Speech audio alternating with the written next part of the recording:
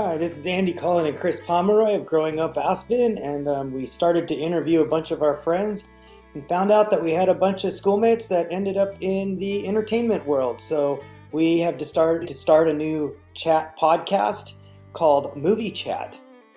And today we are here with Fenell Doremus, who got her start into the documentary world with films like Hoop Dreams. So here we are with Fenell Doremus. Well, I see you've got that 16 millimeter movie viewer in the back Oh there, yeah. reel to reel, which I got exactly the same thing from Art Clokey. Wow. Art Clokey is Gumby and Pokey.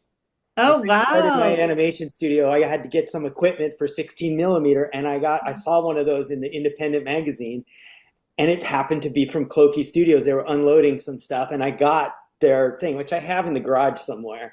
Yeah. But can you speak to the change of technology, because you've been in it long enough to probably have witnessed a lot of change from the physical into the digital world and technology? Because everybody, the further we go into technology, people are like, "Ah," but it's like it's Yeah. not. It's more about how you use it than Yeah. about the technology itself. I Yeah. feel like at some point, technology points the finger back at us, Uh-huh. and it's us to decide what to do with it. So can you Yeah. Digital film yeah, is can you speak a exactly little that. bit? Yeah. Can you speak a little bit about the documentary, like Yeah. how that's affected the documentary world?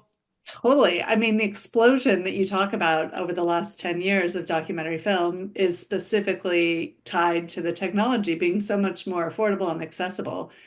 Yeah, I mean, when I got into it, I'm super jealous of like all the people who are getting into documentary film right now because Yeah, they can just make their own films and their own first films. And when I started working at Kartemquin, the camera that Hoop Dreams was shot on was a $45,000 camera.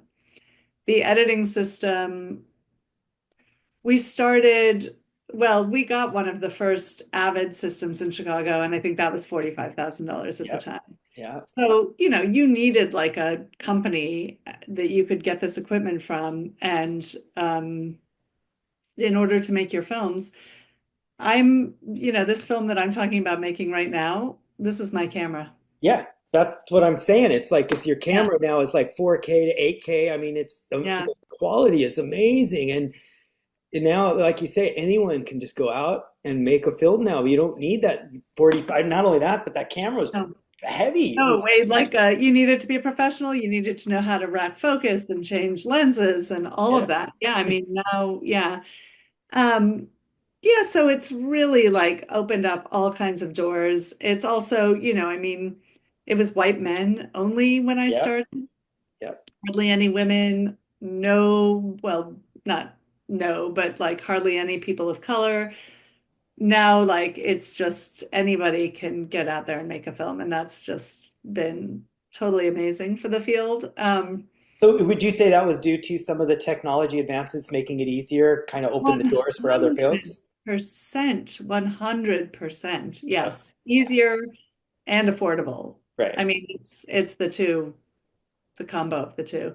And I Yeah, mean, you figure you look at even in Hollywood, not documentary so much, but where they had a giant rig to do a long shot or something.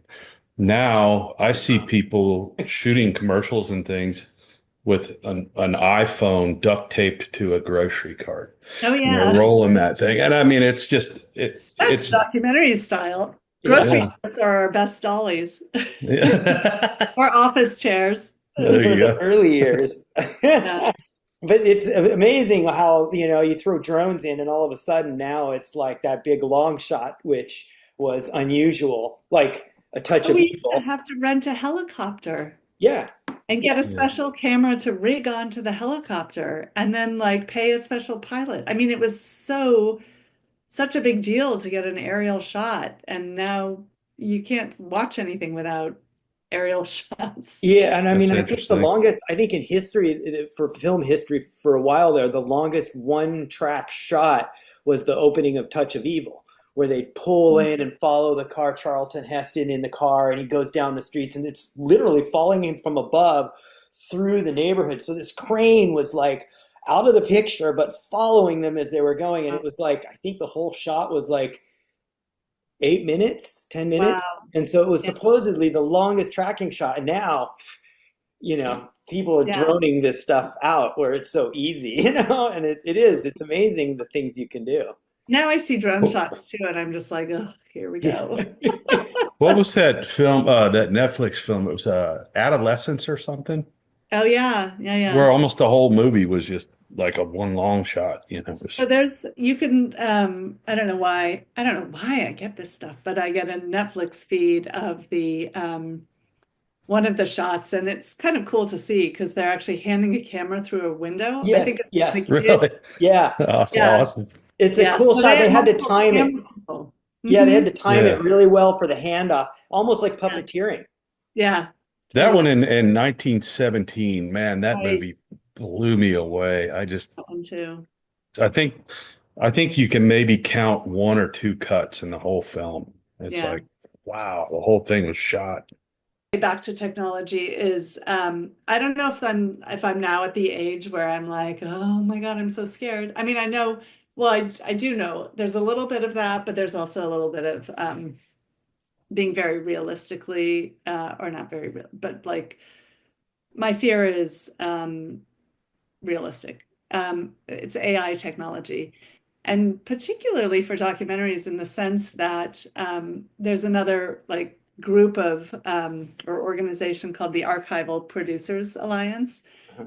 And they are really trying to like write guidelines and set standards to be able to make sure that when filmmakers are using archival footage, they can really trace the provenance of their footage so as not to either accidentally or intentionally basically rewrite history, right? Right, Mm, right.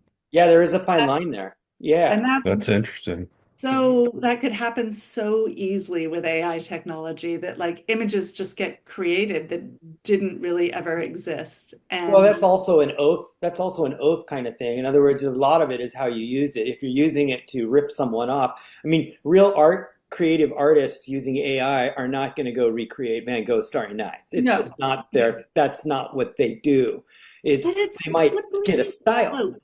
but It's a slippery slope. It's a it slippery is. slope because Yeah. documentary filmmakers do manipulate things. Don't be fooled. No, it's editing. Yes. In It's editing, they do. editing, it's like chopping people's sentences up. It's sometimes recreations that aren't obvious recreations, like walk down that hallway again.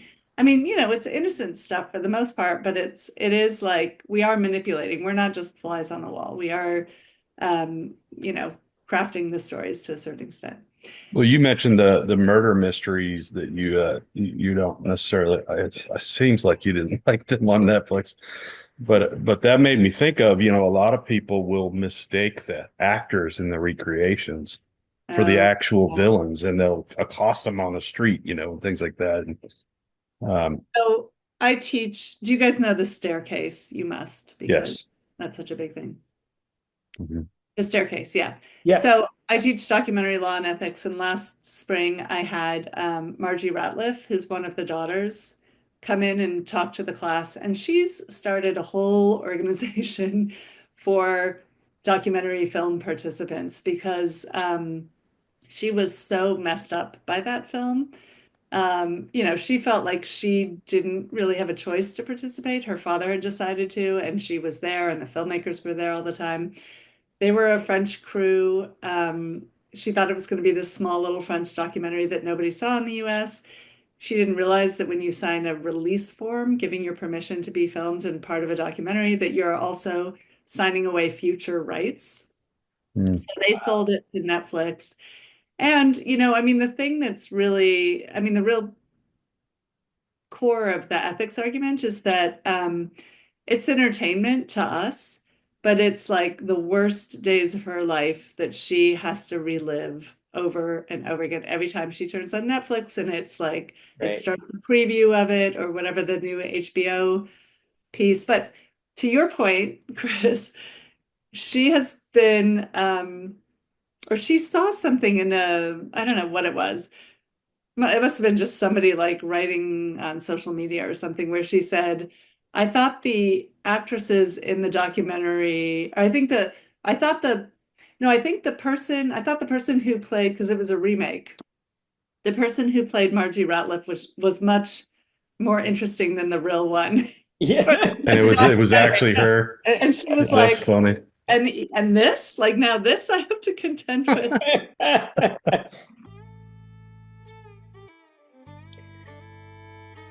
Hi, this is Growing Up Aspen. Glad you enjoyed that last little blast, and I hope you stick around for a few more. We want to, the authors of Growing Up Aspen, Adventures of the Unsupervised, would like to thank you and ask you to, if you're interested, you can check out our book at twistandturnpress.com, or any local bookstore can order our book. So we will talk to you soon and hear more from some of our friends. Thanks.